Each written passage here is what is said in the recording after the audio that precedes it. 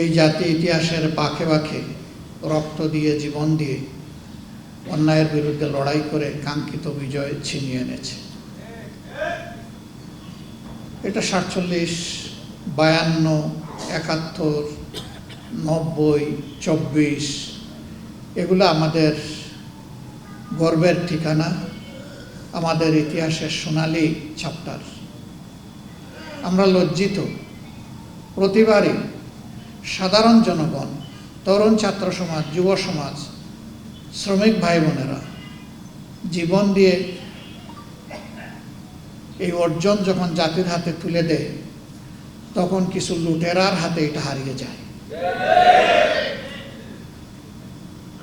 সেই 24টাও শেষ পর্যন্ত যা হলো হারিয়ে দেওয়ার কসরত করা হচ্ছে।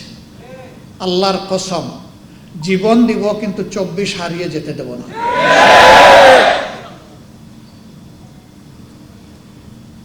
কি বাকি আছে? এই জাতি তো জীবন দিতে দিতেই এই জায়গায় এসেছে।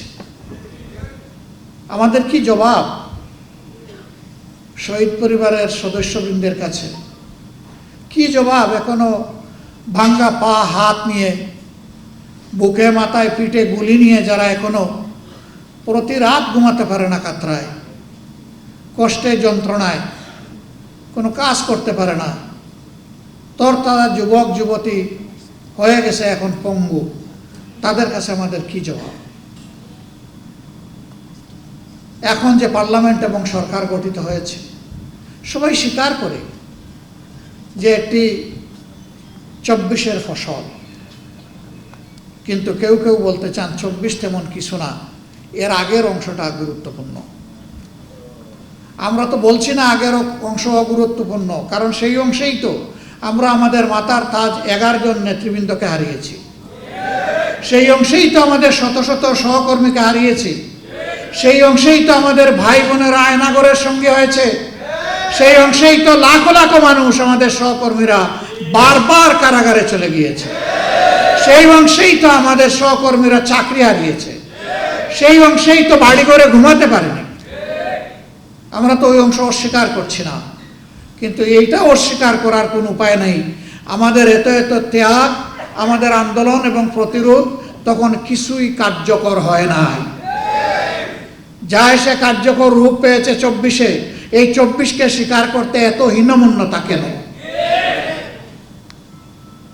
এই 24 না হলে আজকে আমি এখানে বক্তৃতা দিতে পারতাম না, এই 24 না হলে আজকে বিরোধী দল হতে পারতাম না, বিরোধী দলের নেতা হতে পারতাম না, এমপি নির্বাচিত হতে পারতাম না, পার্লামেন্টের মুখ দেখতে পারতাম না, ঠিক অনুরূপ ভাবে তারেক সাহেব প্রধানমন্ত্রী হতে পারতেন না।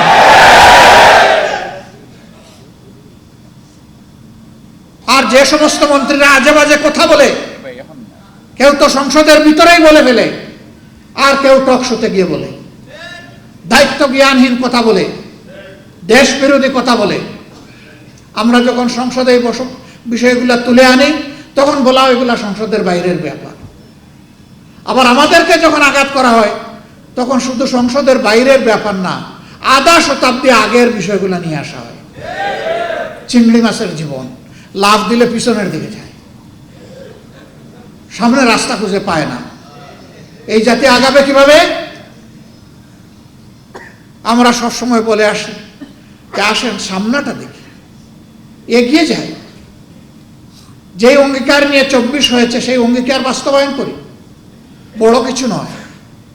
এই যুবকেরা চেয়েছিল একটা বৈষম্যহীন সমাজ, চেয়েছিল সকলের অধিকার নিশ্চিত হোক, তারা চেয়েছিল বাংলাদেশ থেকে দুর্নীতি দূর হোক, তারা চেয়েছিল চাঁদাবাজদের কবলে পড়ে জাতির যে জেরবার অবস্থা এখান থেকে জাতি মুক্তি পাক, তারা চেয়েছিল আদালতে গেলে মানুষ যেন ন্যায় বিচারটা পায়।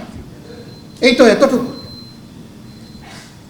তারা তো কারো কাছে ভিক্ষা চায়নি, তারা বলেছে আমাদের যোগ্যতা অনুযায়ী আমাদের হাতে কাজ তুলে দিতে হবে। আজকে অনেক বড় বড় কথা আমরা শুনছি বিভিন্ন দিক থেকে, কিন্তু কাজের বেলায় আমরা এটা খুঁজে পাই না। আপনারা নিশ্চয়ই সংসদ দেখেন, আমি বিশ্বাস করি এই কারণে দেখেন যে এই সংসদকে আপনার মজলুমের সংসদ মনে করেন। সেই মজলুম এমপিরা ওখানে গিয়ে জনগণের জন্য কি বলে এইটা আপনারা আগ্রহ করে শুনতে চান, দেখতে চান, আপনারা মূল্যায়ন করবেন আপনাদের বিবেকের পর্দায়। এ গভীর বিশ্বাস আমাদের আছে। জুলাইয়ের সবচেয়ে বড় দাবি ছিল ফ্যাসিবাদ যাতে বাংলাদেশে আর ফিরে না আসে, এই জন্য সংস্কার সাধন করা, একটা নতুন বাংলাদেশ গড়ে তোলা, অতীতের পচা রাজনীতিকে বিদায় জানানো, নতুন রাজনীতিকে আলিঙ্গন করা, মানুষকে আশাবাদী করে তোলা। এই জন্যই হয়েছিল গণভোট। সেই গণভোটের ব্যাপারে বলা হয় এটা তো সংবিধানে নাই। বলা হয় এই 4 প্রশ্ন এত জটিল, আমি বুঝতে লাগে 4 ঘন্টা, জনগণ কিভাবে ভোট দিল? কেন? এই 4 প্রশ্ন তো 17 দিন আগে থেকে প্রচার করা হয়েছে, সকল মিডিয়া খুলাসা করা হয়েছে, গোপন রাখা হয়নি। আপনারা বুঝাতে চান যে জ্ঞান বুদ্ধি শুধু আপনাদের আছে, এই দেশের 18 কোটি মানুষের নাই? তা তো মানুষকে আপনারা অপমান করছেন। আমি মূর্খ হতে পারি, কিন্তু আমার জাতি তো মূর্খ, আমি কথা বলতে পারি না।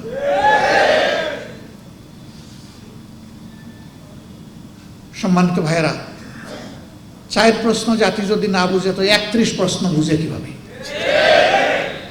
এগুলো সব গুজামিল, ভাওতাবাজি। এবং ইতিমধ্যে একজন বলেছেন আমরা সব কিছু আগে মেনে নিয়েছি যাতে বুটটা হয়ে যায়, মানে বুট হয়ে পকেটে ঢুকে যায়। আরেকজন বলেছেন টুল মওকুফের কথা বলেছিলাম আসলে বুট পাওয়ার জন্য। লা হাওলা ওয়ালা কুওয়াতা ইল্লা বিল্লাহ। রাজনীতিবিদরা যদি এইরকম জাতির সাথে প্রতারণা করে তাহলে এ দেশের মানুষ যাবে কোথায়? যারা দেশ চালাবে, দেশের জন্য আইন এবং নীতি তৈরি করবে, তাদের মিনিমাম একটা নৈতিক মানদণ্ড থাকা উচিত। ইলেকশনের আগে তারাও বললেন, আমরাও বললাম, সবাই গণভোটে হা বলল, জনগণ 70% মতো হা বলল। এখন তারা বলেন যে 51% মানুষ আমাদেরকে রায় দিয়ে পাঠিয়েছে, আমরা এটা মানব না কারণ আমরা সংখ্যাগরিষ্ঠ। তো 51 বড় না 70 বড়? আপনাদের দাবি যদি মেনেও নেই, কিভাবে ভোট পেয়েছেন সে বিতর্ক থেকে গেল ইতিহাসে।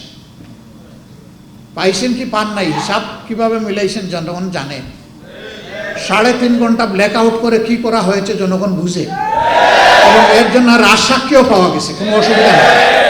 ইতিহাস অবশ্যই এইটাকে পর্যালোচনা করবে ইনশাআল্লাহ, এবং যার যার পাওনা সবাই সময় মতো পেয়েও যাবেন ইনশাআল্লাহ।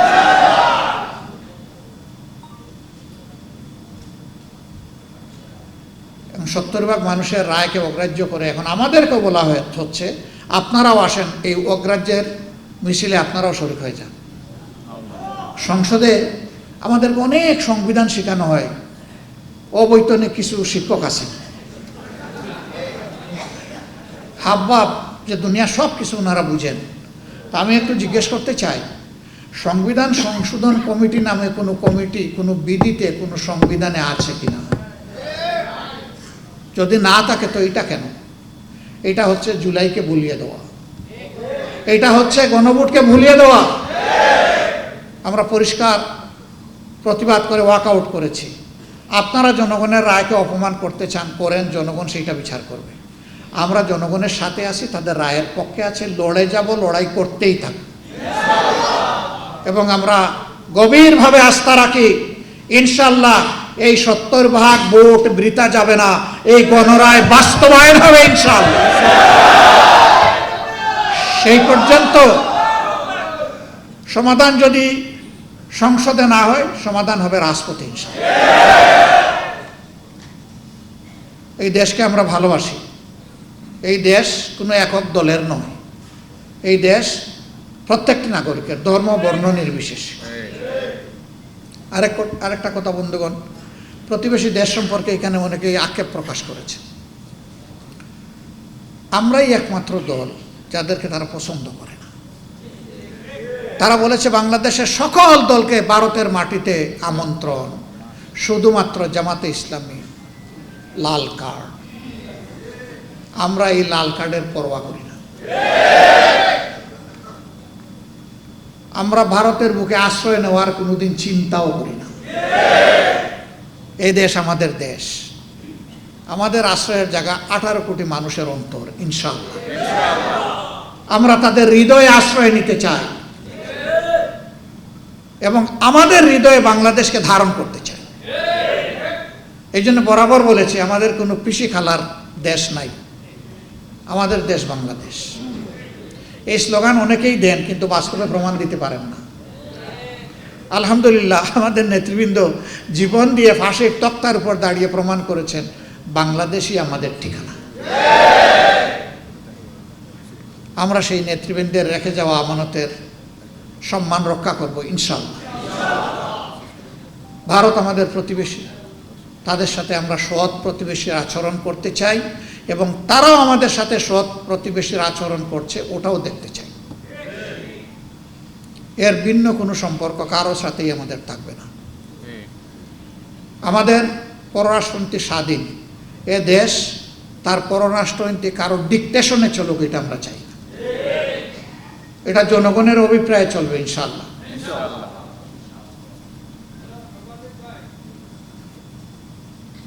সম্মানিত ভাই বোনেরা, অনেক কথা বলে ফেললাম। শহীদ পিতারা বলে গেছেন যে তাদেরকে হুমকি দেওয়া হচ্ছে। এই হুমকি আপনাদেরকে নয়, কার্যত এই হুমকি জাতিকে দেওয়া হচ্ছে, এই হুমকি আমাদেরকে দেওয়া হচ্ছে। আপনারা আমাদেরকে আলাদা ভাবছেন কেন? আমরা তো প্রথম দিনই আপনাদের ঘর বাড়িতে হাজির হয়ে বলে দিয়েছি যে এখন থেকে আপনাদের পরিবারের সদস্য আর একটা সদস্যের নাম হচ্ছে বাংলাদেশ জামাত ইসলাম।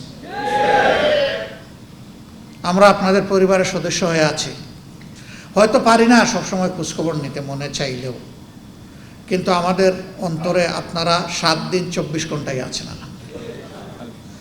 থাকবেন। এই ঋণ পরিশোধ করার কোনো শক্তি আমাদের নাই, কিন্তু আমরা চেষ্টা করে যাব যাতে আপনাদেরকে সম্মানটুকু দেখাতে পারি। আল্লাহ যেন এই শক্তি আমাদেরকে দান করেন। আপনাদের নিরাপত্তা আমাদের নিরাপত্তা। আমরা ভয় পাই না, ভয় পাই শুধু আল্লাহ রাব্বুল আলামিনকে। আর কাউকে কোনো পাত্তাই দেই না, পাত্তা দিব না ইনশাআল্লাহ। আহত পঙ্গু ভাইয়েরা যারা আছেন তাদের জন্য বড় দুঃখ। শহীদ হয়ে যারা চলে গেল, আমরা বিশ্বাস করি তারা তো জান্নাতের পাখি হয়ে গেল, কিন্তু যারা এই যে বেঁচে আছে কষ্ট নিয়ে, তাদের জন্য বড়ই কষ্ট লাগে। আসলে তাদের জন্য কার্যকর কিছু আমরা করতে পারি। আমরা বড় লজ্জিত।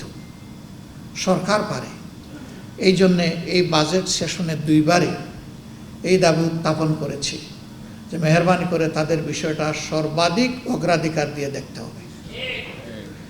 রাষ্ট্র যদি না দেখে তাহলে এই রাষ্ট্র হবে অভিশপ্ত রাষ্ট্র, এই রাষ্ট্র হবে অকৃতজ্ঞ রাষ্ট্র, নিমক হারাম রাষ্ট্র। আমরা আশা জাগাইয়ে রাখতে চাই যে এই রাষ্ট্র নিমক হারামি করবে না এদের সাথে, কিন্তু যদি করে তাহলে অতীতে যেমন নিমক হারামদের কোনো ভালো পরিণতি হয়নি, বর্তমানেও হবে না। সম্মানিত ভাই বন্ধুগণ, যারা এসেছেন তাদের কাছে আমরা কৃতজ্ঞ। কৃতজ্ঞতার ভাষা খুঁজে পাই না, হারিয়ে যাই। আবেগ আসে, কান্না আসে, চোখ দিয়ে পানি পড়ে না, রক্ত পড়ে।